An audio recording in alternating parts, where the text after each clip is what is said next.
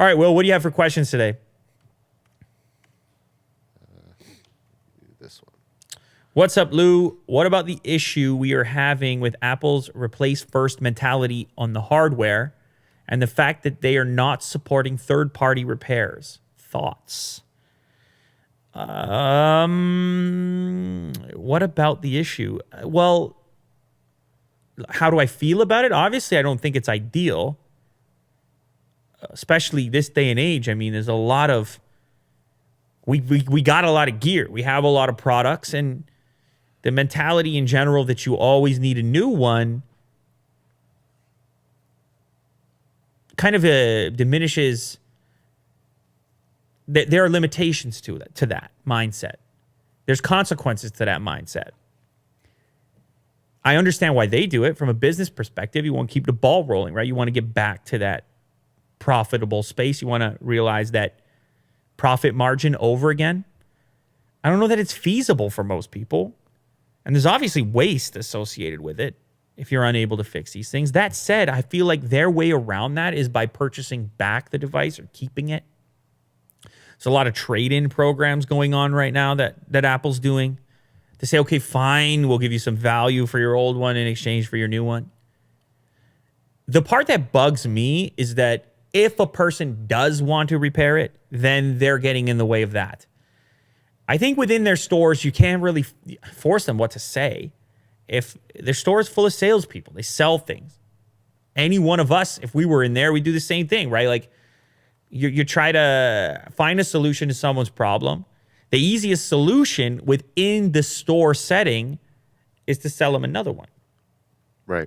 It's an easy solution. It's an easy solution for everyone involved. You don't have to ask too many questions as an employee, even as an end user. Maybe they feel like in most cases, hey, that's the least likelihood for a headache, even if you may be spending too much money or whatever else. Maybe that's an exchange they feel like is worthwhile. But it also happens to help their bottom line, obviously. Now, of course, there's sites like iFixit. You can still do whatever you want personally, assuming you could get your hands on the parts, which that seems to be the issue. Apple, of course, attempting in certain circumstances to block the shipment of necessary parts to actually do these repairs in the first place. I think it's a bit predatory. I don't think the situation is perfect as of now. And I think that there should be some right as far as the end user's ability to go in there and repair certain things if they want to. I mean, at their own risk. Now, see, the trouble with that, again, coming from my background, having repaired some of these things myself, is a lot of end users.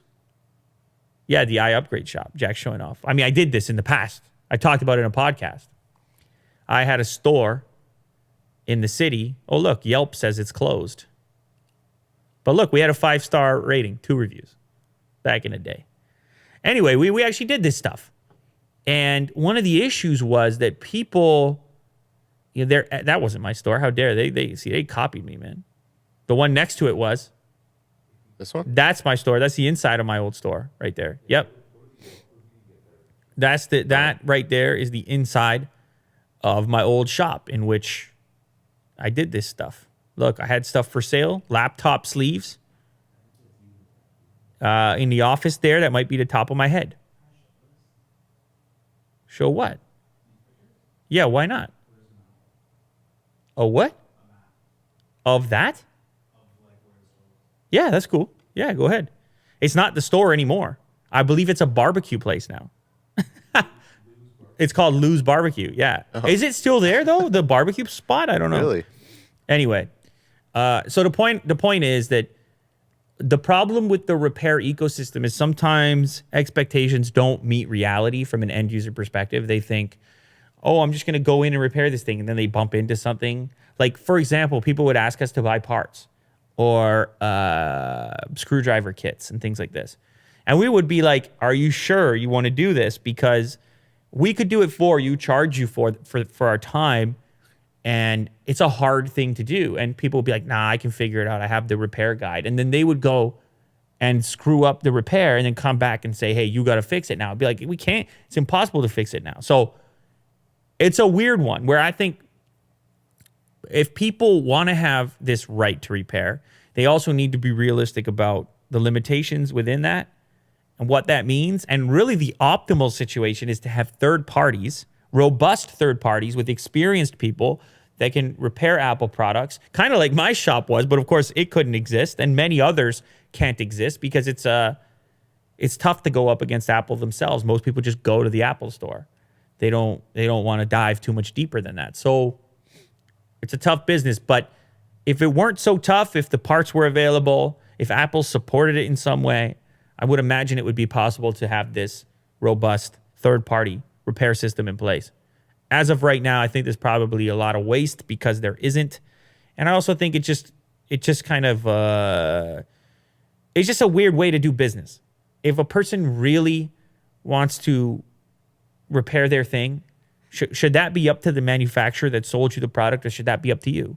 Like, that's really what the question comes down to. And ultimately, I think it should be up to the individual, assuming they're willing to accept all risk associated with doing so. They should have the freedom.